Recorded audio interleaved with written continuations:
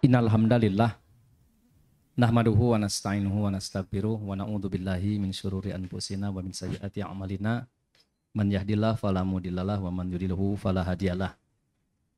Asyhadu an la ilaha illallah wahdahu la syarikalah wa asyhadu anna Muhammadan abduhu wa rasuluhu alladzi la nabiyya ba'dah. Hadan nasa ila siratim mustaqim amma ba'du. Alhamdulillah, setelahnya kita memanjatkan puji dan syukur kehadirat Allah Subhanahu wa taala.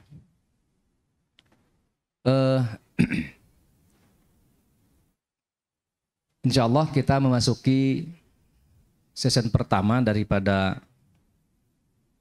TOT dan juga pembinaan para mualaf yang diselenggarakan oleh tim Bina Mualaf Center Persatuan Islam. Insya Allah untuk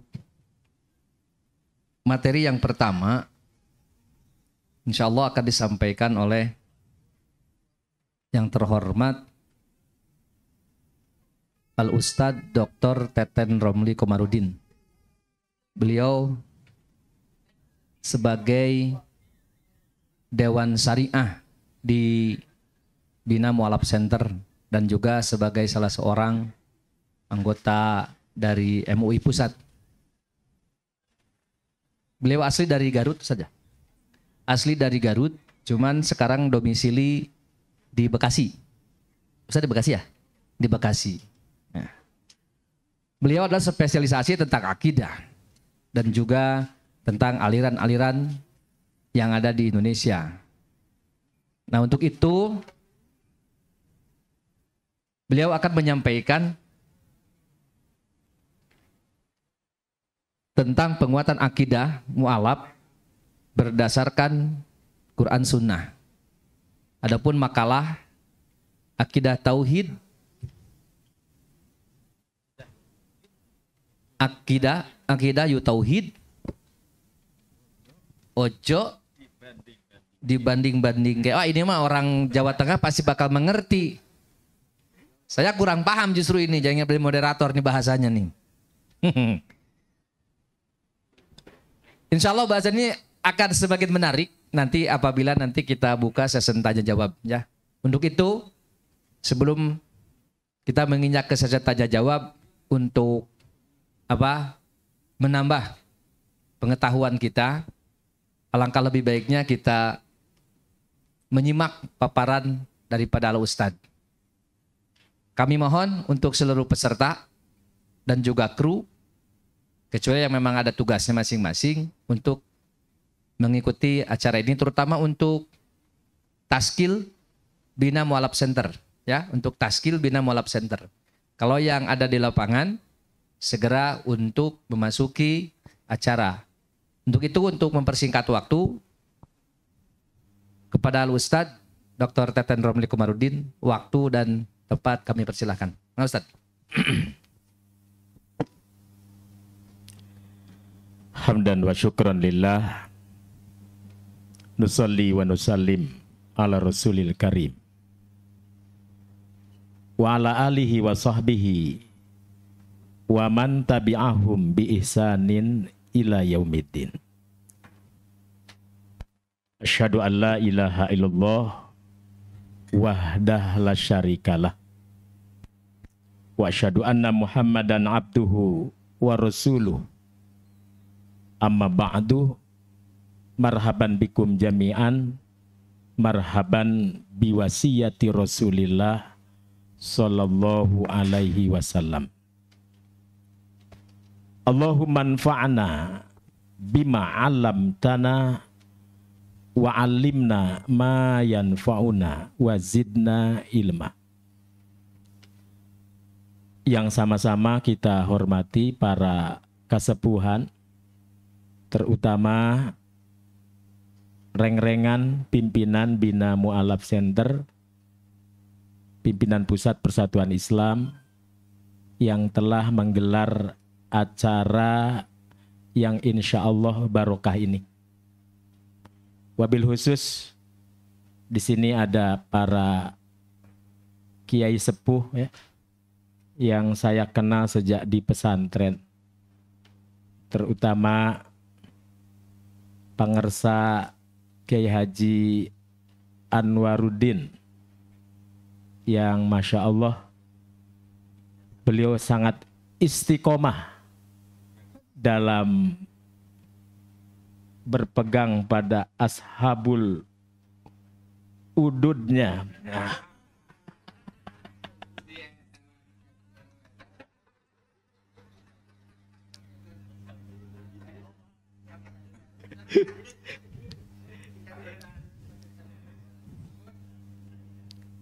Dan saya banyak mengambil pelajaran terlepas dari beliau masih istiqomah dengan apa tadi dukhonnya ya, surbud dukhonnya. Saya masih ingat kalau ada santri sedikit nakal, Ustadz Anwar manggilnya bukan nama lagi. Hei Bani Israel kades ya.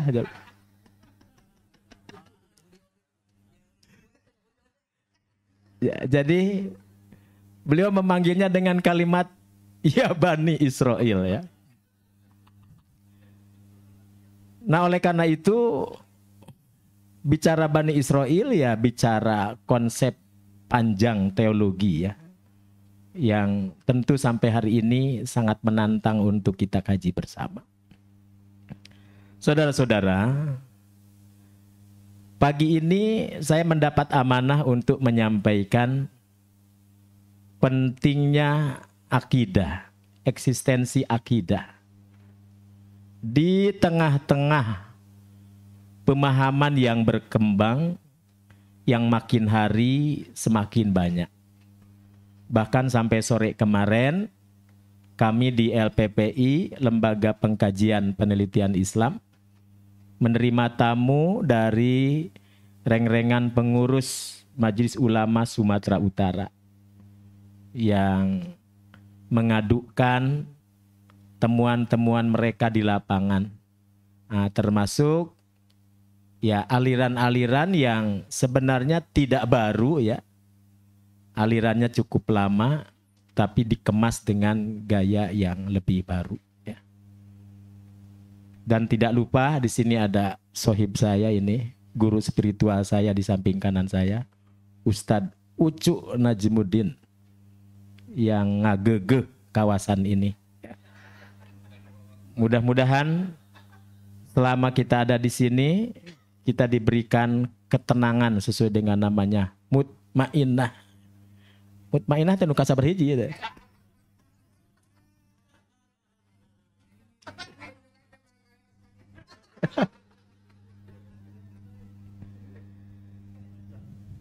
Saya gubah judulnya Akidah Yok Tauhid Ojo Dibanding-banding ke.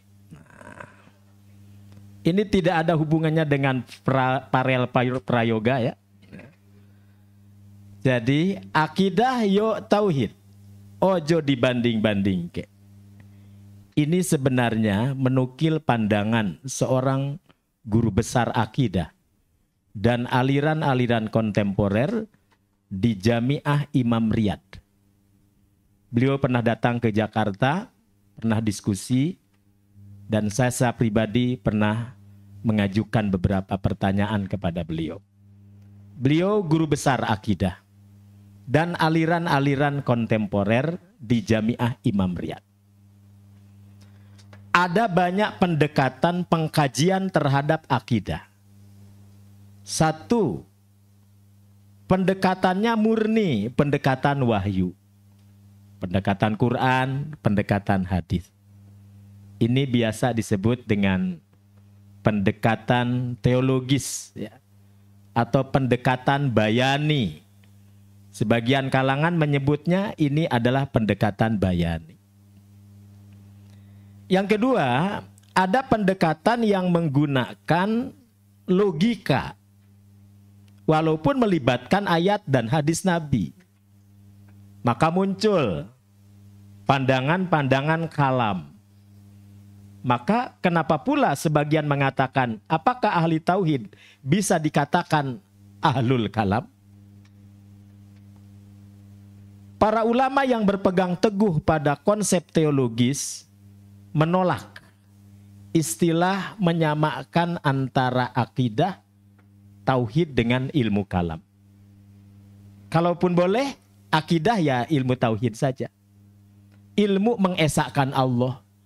Tapi kalau ditarik kepada ilmu kalam, nah ini sudah melibatkan akal. Jadi pandangannya dalam bahasa kini disebut pandangan burhani. Pandangan burhani. Pandangan burhani banyak digunakan oleh kelompok liberal yang segala sesuatu harus dipahami melalui cara berpikir ya, atau akliyah, al-adillah al-akliyah atau al-isarah al-akliyah. Jadi isyarat-isyarat akal. Nah, saudara-saudara, kita tidak bisa menutup mata, ternyata di dalam pengkajian memahamkan akidah kepada orang Islam itu sendiri dengan kepada di luar Islam, nah itu ternyata pendekatannya sedikit berbeda. Oleh karena itu Organisasi Komprehensi Islam, OKI atau yang disebut dengan OKI, sampai-sampai harus membuat tim khusus. Tim khusus mengenalkan Islam kepada orang di luar Islam. Ada organisasi internasionalnya. Pernah diundang ke Jakarta. Namanya Al-Lajnah Al-Alamiyah Bimuhafadhati Nabi Rahmah. Al-Lajnah Al-Alamiyah Bimuhafadhati Nabi Rahmah. Lembaga internasional untuk memelihara kemuliaan Rasulullah Shallallahu Alaihi Wasallam. Dia, kelompok ini terdiri dari para doktor-doktor di bidangnya, terutama yang usuluddin ya pegang usuluddin, yang fikih pegang fikih, begitu. Yang siroh pegang siroh. Nah ini dampaknya luar biasa. Disebarkan di negara-negara maju, terutama di Eropa dan di Amerika, mendapatkan perhatian yang cukup serius dan membuat orang berbondong-bondong masuk Islam. Nah ini pendekatannya lebih pada pendekatan bukan dari halal haram dulu, ya. Bukan dari sunnah bid'ah dulu, tetapi justru yang digali, yang dikaji itu hal-hal yang bersifat kemanusiaan. Kenapa Nabi mengajarkan membuang duri di jalanan? Wah itu bisa sampai satu pembahasan. Ternyata Islam sangat menghargai peduli lingkungan. Nah, jadi kayaknya cocok kalau dengan Profesor Maman Abdurrahman ya. Ngamumule lingkungan. Nah, jadi fikih lingkungan atau wawasan fikih lingkungan. Nah model-model begini ya ini digemari oleh sebagian kalangan. Nah jadi Al-Lajnah Al-Alamiyah Bimuhafadhati Nabi Rahmah ini sudah berjalan, sudah bergerak ya. Dan di bawah perlindungan Robitoh Alam Islami. Robitoh Alam Islami di bawah OKI, Organisasi Komprehensi Islam. Nah lalu yang ketiga, kita tidak bisa pula mengabaikan persoalan-persoalan psikis ya. Ya cocok kalau dengan holistik mah ya. Persoalan-persoalan kebatinan, maksudnya alam batin maksud saya ya. Persoalan-persoalan yang menyangkut spiritual, persoalan-persoalan depresi, persoalan-persoalan kehilangan jati diri yang perlu dikembalikan pada aslinya. Ini juga dialami oleh para mu'alaf khususnya gitu ya. Nah, karena itu tiga pendekatan ini saya pikir bukan untuk diperdebatkan apakah ini manhaj bid'ah atau manhaj sunnah. Karena ini sudah jadi sebuah metode yang umum gitu. Pendekatan teologis pendekatan akal dan pendekatan perasaan gitu ya, pendekatan perasaan. Lebih pada psikologi tentu saja ya. Ikhwan fillah azakumullah, para asatid dan para peserta Bina Mu'alaf Center. Jadi kelompok ulama yang berpegang pada metode bayan, metode Quran dan hadis Nabi begitu, ini menolak menyebut istilah akidah disebut ilmu kalam. Jadi dibedakan, ilmu kalam tersendiri, akidah ya tersendiri. Paling banyak akidah itu ya ilmu tauhid begitu. Atau ilmu usuluddin. Ya. Makanya pakemnya kalau di kalangan ulama-ulama muktabar, ulama-ulama abad ini ya, bisa dikritisi. Ini sudah satu paket. Syekh Abdul Aziz bin Abdullah bin Baz ketika ditanya, apa yang harus aku pelajari dari ilmu tauhid pertama kali? Itu ya. Maka jawaban Syekh Abdul Aziz bin Abdullah bin Baz, silahkan Anda baca dulu Al-Usul As-Salasah. Nah gitu ya. Al-Usul As-Salasah. Kitab yang ditulis Risalah Qasiroh, risalah ringkas yang ditulis oleh Syekh Muhammad bin Abdul Wahab tentang 3 pokok ajaran Islam. Sebenarnya pembahasan ini sudah banyak dikaji oleh asatid-asatid senior kita. Tapi tidak ada kalimat bahwa ini adalah kitab pertama yang harus dipelajari. Tidak ada. Walaupun orang menyebut kita ini pengikut Wahabi. Tapi kalau dalam bahasa Ustadz Entang Muhtar, iya memang kita ini Wahabi. Tapi Wahabi yang tidak anarkis katanya. Oh berarti ada Wahabi yang anarkis begitu ya. Nah, ini Ustadz Entang, Allah yarham dulu begitu. Jadi saya Abdul Aziz bin Abdullah bin Baz mengatakan pelajari dulu al-usul as-salasah. Ma'rifatullah, bagaimana mengenal Allah. Ma'rifatu Muhammadin sallallahu alaihi wasallam, bagaimana mengenal Muhammad sallallahu alaihi wasallam sebagai nabi dan rasul ataupun sebagai manusia biasa. Dan yang ketiga, ma'rifatul Islam bil adillah. Bagaimana memahami Islam berdasarkan dalil-dalil agama.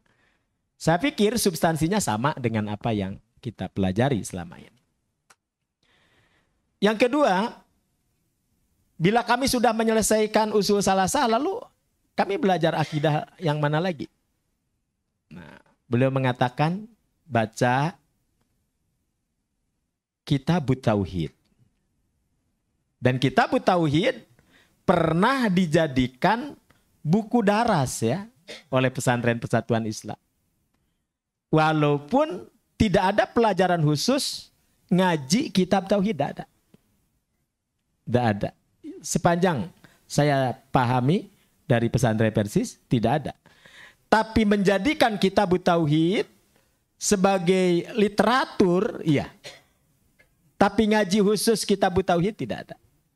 Mungkin kecuali di kajian-kajian yang lebih terbuka, taklim-taklim mungkin iya. Ya. Nah. Kalau sudah selesai Kitabut Tauhid lalu kemana lagi? Maka Syekh Abdul Aziz bin Baz mengatakan baca Fathul Majid. Sekarang Kitabut Tauhid disarah jadi Fathul Majid oleh Al-Asyekh Abdurrahman Al-Asyekh, cucunya Syekh Muhammad bin Abdul Wahab. Ulama-ulama yang lain pun mensarah juga Kitabut Tauhid. Seperti Syekh Shalih Utsaimin mensarah juga dengan kitabnya Al-Qaulul Mufid. Ya, sehingga sebenarnya pandangan-pandangan ulama-ulama ini ada banyak hal-hal yang sama pandangannya dengan kesimpulan-kesimpulan di Dewan Hizbah gitu ya. Ada yang memang mungkin ya berbeda sedikit dan lain sebagainya. Tapi dalam bab akidah yang saya tahu itu tidak bergeser dari pokok-pokok yang umum. Karena Imam Ibnu Taimiyah dalam Al-Fatawa menyatakan tidaklah bersilang pendapat di antara ulama kaum muslimin melainkan dalam urusan fikih. Adapun dalam urusan usuluddin, sejatinya ulama kaum muslimin sama. Dalilnya, nahnu ma'syarul anbiya kulluhum ulad. Dinuna wahid wasara'iuhum mukhtalifah. Ada kitab, judulnya kitab ini Ad-Dinus Samawi Huwal Islam. Kitab ini ditulis oleh seorang ulama membantah terhadap semakin merebaknya paham wihdatul adyan, pembenaran terhadap agama-agama yang ternyata dikomandani oleh Simon Peres. Tuh. Jadi ujung-ujungnya ternyata Yahudi berperan ya, dalam mengembangkan pandangan-pandangan pluralisme beragama. Adapun kacung-kacung intelektualnya yang menyebar di negeri ini itu sebagai calok-calok pemikiran saja. Tapi intinya, agensinya ternyata lembaganya ada ya. Dan Simon Peres punya kedudukan yang dihormati di situ ternyata. Memiliki kongres demi kongres ya. Dan saya pikir Bina Mu'alaf Center sangat layak untuk mengkaji lebih dalam lagi. Nah, ikhwan fillah azakumullah. Belum lagi yang lain-lain seperti Fadlul Islam. Fadlul Islam, keutamaan Islam juga ditulis oleh Syekh Muhammad bin Abdul Wahab. Kenapa saya menyodorkan satu pandangan, salah satunya adalah Syekh Muhammad bin Abdul Wahab? Karena ya orang sudah menilai kita bagian yang tak terpisahkan dari pandangan Syekh Muhammad bin Abdul Wahab itu sendiri. Walaupun dalam perjalanan hari ini, ya tentu agak sedikit berbeda ya, karena pandangan persatuan Islam pun secara umum berbeda, tidak seperti apa yang dipahami oleh mayoritas yang menyatakan diri pengikut Syekh Muhammad bin Abdul Wahab. Kenapa? Karena di sini ada waktu yang menjeda kita. Gerakan pan-islamisme Mesir dengan lahirnya Jamaluddin Al-Afghani, lalu melahirkan Imam Muhammad Abduh, Sayyid Muhammad Rashid Ridho, Mustafa Al-Marogi, dan tokoh-tokoh ulama abad 20, ini pikirannya tidak murni berpegang pada pandangan-pandangan puritanismenya Syekh Muhammad bin Abdul Wahab. Akan tetapi sudah dipengaruhi oleh banyak faktor pemikiran yang datang dari Syekh Abduh itu sendiri, Rashid Ridho itu sendiri, Ahmad Mustafa Al-Marogi itu sendiri, dan ulama-ulama yang lain. Maka orang wajar mempertanyakan manhaj akidah persatuan Islam apa? Nah, jadi wajar pertanyaan itu muncul. Apakah persatuan Islam itu Wahabi? Apakah persatuan itu Wahabi Salafi? Nah, dalam bab ini kita sudah banyak berdiskusi tentu saja. Sejak zaman ayahanda Kiai Haji Usman Salahuddin. Saya sendiri yang bertanya kepada beliau waktu di Pajagalan, waktu zaman pemuda ya. Jadi Ustadz, kita ini manhajnya apa? Jawabnya sederhana, kata Ustadz Usman, persisnya persis we. Walaupun tentu ada kesamaan manhaj dengan manhaj salaf secara umum, dalam arti salafiyah hari ini, ya kesamaan tidak menunjukkan bahwa kita itu berawal dari satu titik yang sama. Cuma pandangan kita dalam bab ini, qadarullah sama, nah gitu. Nah ini memang ada hal-hal yang sedikit berbeda memang. Ya. Ada hal yang sedikit berbeda. Oleh karena itu saya menanggapi serius ketika banyak jamaah bertanya bagaimana potret manhaj akidah persatuan Islam. Maka saya menulis memotret manhaj akidah persatuan Islam. Nah, silahkan para asatid dan para pendekar Bina Mu'alaf Center bisa merujuk apa yang saya tulis, judulnya Memotret Akidah dan Manhaj Persatuan Islam. Memotret akidah dan manhaj Persatuan Islam. Memotret. Saya tidak berani menyimpulkan bahwa ini akidah Persatuan Islam, tidak. Tapi memotret. Menggambarkan, mentasawurkan. Nah, dulu saya minta izin sama Ustadz Jae. Ustadz, saya mau menulis tapi memotret. Bukan mengatakan, memutuskan, tidak. Tapi memotret. Potretnya seperti ini. Kalau potret berarti harus melihat temuan-temuan yang bisa kita potret. Bagaimana pandangan Ustadz Abdurrahman tentang konsep Ahlus Sunnah wal Jamaah. Bagaimana pandangan Kiai Haji Muhammad Isa Ansori tentang jamaah, imamah, imaroh, dan apa itu kesananya Jamaatul Muslimin. Ya. Bagaimana pandangan Kiai Haji Sarip Sukandi yang pernah menulis buku bagus. Buku ini tidak kelihatan lagi. Itu bagus, setelah saya baca, sama seperti ulama-ulama pada umum yang menjelaskan tentang akidah hari ini. Kiai Haji Sarip Sukandi. Judulnya Akidah Dumasar Quran Jeung Hadis. Siapa yang pernah baca? Tulisan Kiai Haji Sarip Sukandi. Akidah Dumasar Quran Jeung Hadis. Itu bagus sekali, ya. Nukilan-nukilan yang dinukilkan oleh beliau, pandangan ulama-ulama seperti Al-Imam Al-Lalaka'i, Imam Ibnu Syamah, Imam Nawawi. Jadi imam-imam terkemuka. Ya. Nah, oleh karena itu, apalagi kalau membaca secara utuh buku yang ditulis oleh Kiai Haji dari Semarang, Kiai Haji Munawar Khalil. Nah, mudah-mudahan ini banyak yang dari Jawa Tengah. Mudah-mudahan kewibawaan, keilmuan Kiai Haji Munawar Khalil bisa ditampilkan kembali. Dan kitab ini lalu dipertajam kembali oleh Ustadz Aceng Jakaria sebelum meninggalnya. Dengan judul kitab Kembali kepada Al-Quran dan As-Sunnah. Jadi meniru tulisannya Kiai Haji Munawar Khalil, tapi lebih, apa artinya lebih mudah dipahami. Lebih mudah dipahami dan susunannya lebih apa artinya bisa dicerna gitu ya, Ustadz Aceng Jakaria. Jadi saya bisa menyimpulkan dari tulisan Ustadz Aceng bahwa kembali kepada Quran dan Sunnah artinya kembali kepada piranti ilmu di dalam memahami Al-Quran dan As-Sunnah. Nah, piranti ilmunya. Jadi kita banyak berbeda di dalam istidlal, bukan berbeda di dalam dalil dengan kelompok-kelompok lain, sama-sama Quran Sunnah, tetapi di luar Persatuan Islam.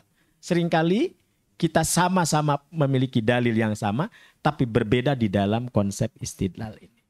Nah, ini menarik, ya. Dan ini juga ditulis oleh ulama mereka, di antaranya Syekh Ali Hasan. Beliau menulis kitab Masadirul Istidlal alal Masailil I'tiqad. Nah, ini Masadirul Istidlal alal Masailil I'tiqad. Rujukan-rujukan pendalilan terhadap masalah-masalah akidah. Nah, saya pikir memang yang saya rasakan, kita belajar tauhid, belajar akidah, jangan salahkan orang menilai kita ini Asy'ariyah Maturidiyah. Kita tidak bisa menolak untuk disebut kita pun Asy'ariyah Maturidiyah. Kenapa? Karena memang kitab tauhid yang ditulis oleh Allahyarham Tuan Ahmad Hasan, di dalam muqaddimahnya ditulis dengan jelas bahwa di antara ulama-ulama tauhid yang pernah ada yang mengajarkan konsep-konsep bertauhid, ya Abul Hasan Al-Asy'ari dan Abu Mansur Al-Maturidi.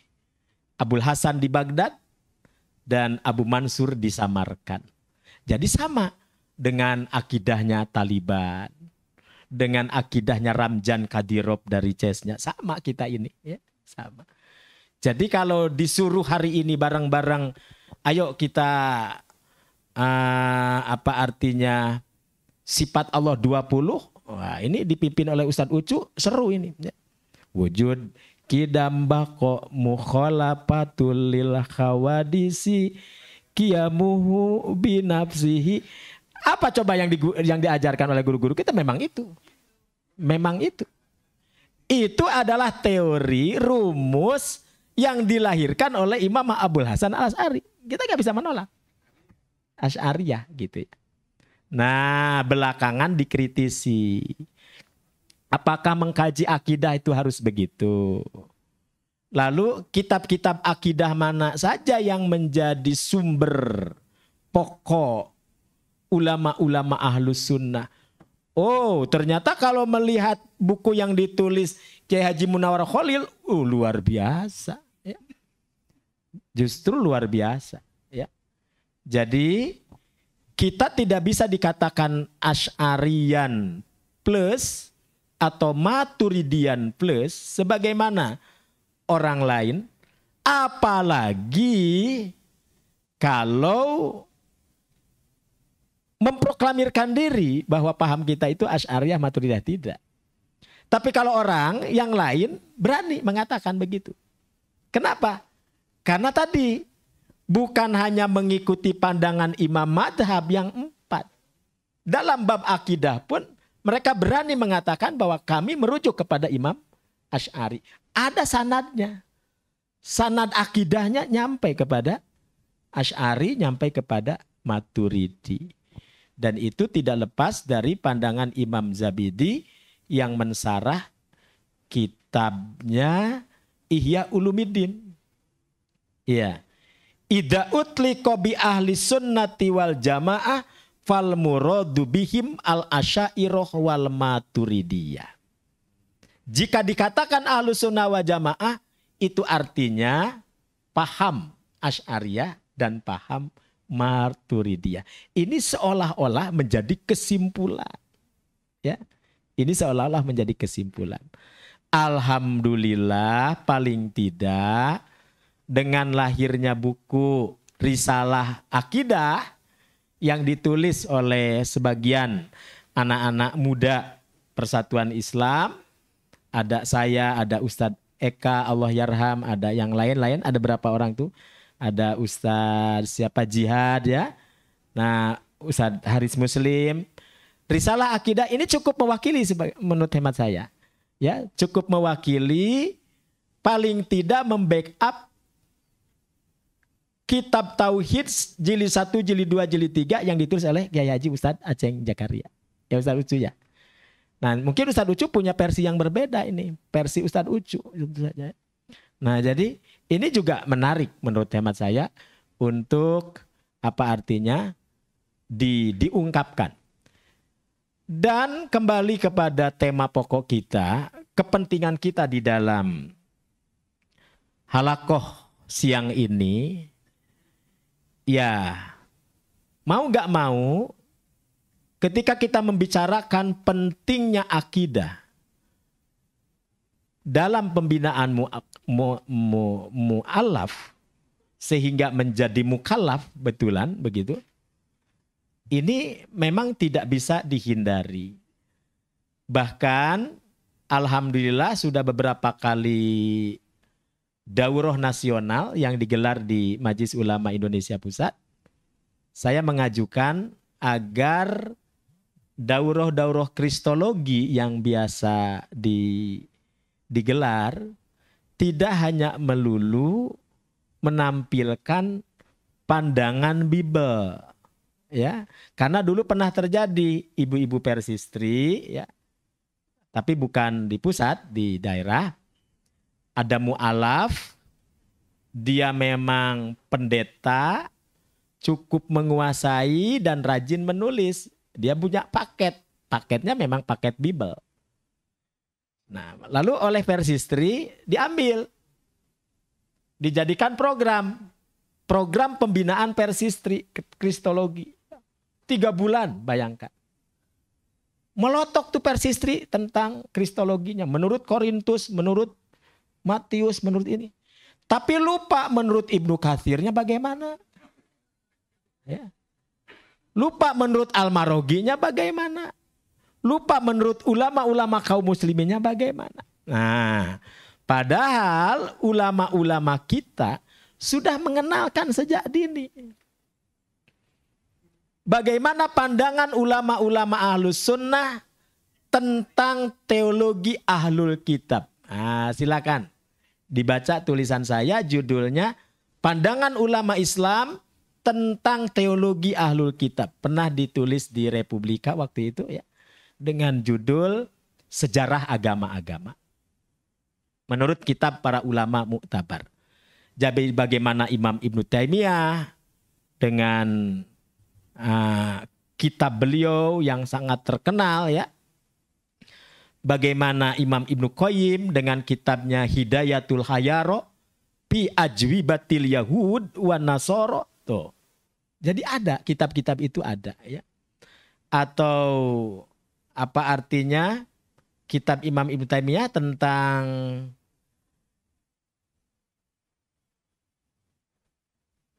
Dinul Masih ya, tentang Dinul Masih ya. Nah, ini juga kitab yang sudah ditulis, yang sudah diujikan di zamannya gitu. Nah, sekarang tentu saja muncul pandangan-pandangan baru dikemas dengan gaya yang lebih baru, maka mudah-mudahan ke depan BMC memiliki panduan-panduan praktis gitu ya tentang ketauhidan, tentang buku pintar menjawab pandangan-pandangan para kristolog yang ada begitu. Dan ini saya pikir ini adalah merupakan bagian jihad difaan kita yang insya Allah akan semakin melengkapi bidang dakwah yang ada di Persatuan Islam. Ikhwan fillah azzakumullah, sebagaimana yang tertulis dalam makalah singkat, ini sebenarnya sekedar pemantik saja, di mana dulu kita punya menteri yang sangat luar biasa hebat dan disebut-sebut sebagai orang keduanya Pak Natsir. Dan beliau merupakan menteri agama pertama dari Masumi. Siapa beliau? Profesor Dr. Muhammad Rashidi.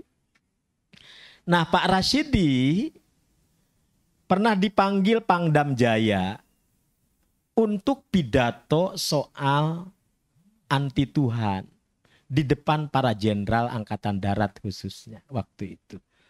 Setelah terjadinya peristiwa gerakan 30 September yang sebelumnya sudah diingatkan oleh para ulama di Palembang melalui konferensi atau muktamar ulama Palembang yang akhirnya menunjuk Kiai Haji Muhammad Isa Ansori, guru kita semua di Jamiah Persatuan Islam, menjadi ketua PRON anti komunis. Ya kan itu hasil muktamar alim ulama nasional di Palembang itu jatuh pilihannya itu kepada ulama kita.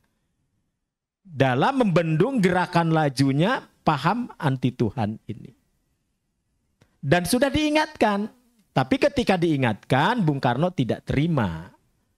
Malah balik marah besar dan menyebut ulama-ulama yang tergabung dalam PRON anti komunis ini sebagai ulama Sontoloyo. Nah, sejak itu kan istilah Sontoloyo ada. Ya, itu ucapan Bung Karno terhadap ulama-ulama. Dan dulu kita paham sejarahnya, jauh sebelum Dewan Hizbah ada, dulu namanya Majelis Ulama Persatuan Islam. Yang kalau disebut Majelis Ulama Persatuan Islam, include di dalamnya Majelis Ulama Masumi. Kan begitu ya? Nah, mohon dikoreksi kalau salah. Ya. Kan begitu. Jadi memang apa yang menjadi pandangan ulama-ulama kita, menjadi cerminan ulama-ulama nasional waktu itu. Nah, ternyata apa yang diingatkan para ulama benar-benar terjadi sampai terjadi ya itu tadi G30 SPKI. Maka para jenderal memanggil Pak Menteri untuk menyampaikan pidatonya. Dan pidato beliau diabadikan menjadi buku kecil. Judulnya Bahaya Paham Komunisme. Ya. Itu tahun 1965 ya. Nah, 66 dicetak bukunya. Nah, terus tidak dicetak lagi. Beliau ternyata mengangkat ayat ini. A'udzubillahi minasyaitonirrajim. Afara'aita man ittakhadha ilahahu hawahu wa adallahu Allahu ala ilmin wa khatama ala sam'ihi wa qalbihi wa ja'ala ala basarihi ghishawah fama yahdihi mim ba'dillah afala tadakkarun. Wahai Muhammad, tidakkah engkau perhatikan tentang mereka atau tentang orang yang menjadikan hawa nafsu sebagai Tuhannya? Nah, ini yang menjadikan hawa nafsu sebagai Tuhannya. Lalu Allah biarkan dia dalam kesesatan sampai Allah menutup pintu pendengarannya, pintu hatinya, pintu penglihatannya.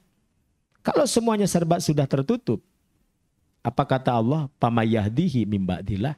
Siapa yang akan bisa memberikan petunjuk kepada orang seperti itu? Afala tadakkarun, apakah kalian tidak berpikir? Ya. Qalu, orang-orang yang menggunakan hawa nafsu menjawab, ma hiya illa hayatunad dunya namutu wa nahya wa ma yuhlikuna illa dahr wa ma lahum bidzalika min ilmin inhum illa yadunnun. Tidaklah kehidupan ini melainkan kehidupan dunia. Kami mati, kami hidup, hanya sekedar menunggu waktu belaka. Nah, jadi maka muncul istilah dahriyah, kaum dahriyah. Apa yang disebut dengan kaum dahriyah? Siapa orangnya, siapapun yang meyakini bahwa hidup ini ya nunggu waktu aja, nunggu kematian saja gitu. Setelah mati ya sudah, tidak ada kehidupan lagi setelah kehidupan yang satu ini. Jadi mati adalah akhir dari segala kehidupan. Ini tentu sangat bertolak belakang dengan akidah Islam bahwa justru di dunia ini sepanjang-panjangnya hidup di dunia tetap sementara, yang abadi adalah negeri akhirat. Maka dari sinilah konsep materialisme muncul. Segala sesuatu harus dipahami berdasarkan pandangan kebendaan. Apakah Tuhan ada? Tuhan tidak ada. Karena wujud Tuhan tidak bisa dilihat, diraba, diterawang begitu. Ya. Kalau Tuhan memang ada, berarti wujudnya ada. Sesuatu yang wujud berarti ada. Maka sesuatu itu dikatakan ada bila mana wujudnya ada. Apakah Tuhan ada? Tidak ada. Karena wujud Tuhan tidak ada. Nah, maka muncul istilah mulhidah, ya. Mulhid, nah, ateis. Ya. Tapi dalam perkembangan berikutnya banyak orang yang tidak percaya Tuhan, percaya adanya Tuhan, tapi tidak percaya Tuhan punya aturan. Maka Syekh Abdurrahman Jibrin menyebutnya goir mulhid. Nah, rupanya pandangan Syekh Jibrin ini ditulis juga oleh Pak Natsir. Jadi Pak Natsir pernah nulis, judulnya Ikhtaru Ihdas Sabilain. Pilih olehmu dua jalan. Kau pegang beragama atau tidak beragama sama sekali. Nah, ini Pak Natsir nulis buku, diterjemahkan oleh pemerintahan Kuwait ke dalam bahasa Arab, lalu disebarkan kepada dunia Islam. Nah, saya memanfaatkan pandangan Pak Natsir ini menjadi jawaban. Jadi akidah persatuan Islam seperti apa? Ya, seperti Pak Natsir, seperti Tuan Hasan. Seperti Ustadz Abdurrahman, seperti Kiai Haji Isa Ansori. Cuma memang sampai hari ini mungkin secara khusus kitab tauhid, kitab akidah mereka itu apa? Nah, ini tidak tertuangkan. Nah, makanya kita sangat mendorong Ustaz Jae waktu itu agar risalah tauhid yang rencananya mau diterbitkan 10 bab itu sangat dinanti tentu saja oleh umat kita ya. Yang 10 bab itu risalah pertama, kedua, ketiga. Nah dulu zaman Ustadz Aceng Zakaria itu sudah pembagian tugas tuh ya. Sudah pembagian tugas. Nah jadi ini penting. Silahkan baca tulisan saya, judulnya Akidah dan Pemikiran Kalam Muhammad Natsir. Akidah dan Pemikiran Kalam Muhammad Natsir. Untuk memotret bahwa ternyata persatuan Islam memiliki kejelasan akidah. Cuma memang belum terumuskan dengan baik ya. Jadi lahirnya paham materialisme, melahirkan paham sekularisme, melahirkan paham dengan ya ujung-ujungnya ateisme atau paling tidak agnostisisme. Agnostisisme itu tadi goer mulhid. Yakin Tuhan ada tapi tidak yakin Tuhan punya aturan gitu ya. Waktu perkumpulan ulama serumpun dari Malaysia mengundang tidak kurang 10 profesor hadir, dihadirkan oleh mereka dari berbagai jurusan usuluddin. Nah, menjelaskan apa yang menjadi tren anak muda sekarang bukan soal anti Tuhan, tetapi Tuhan dipercaya ada, tapi Tuhan tidak dipercaya punya aturan. Maka inilah yang disebut dengan agnostisisme atau agnostik ya Ustadz Ucu. Baik, saya pikir itu sekedar pemantik saja ya, mudah-mudahan rekan-rekan apa artinya mengkritisi dan memberikan tambahan yang jauh lebih besar dari apa yang tadi disampaikan. Aku qouli hadza wa astaghfirullah li wa lakum. Wassalamualaikum warahmatullahi wabarakatuh.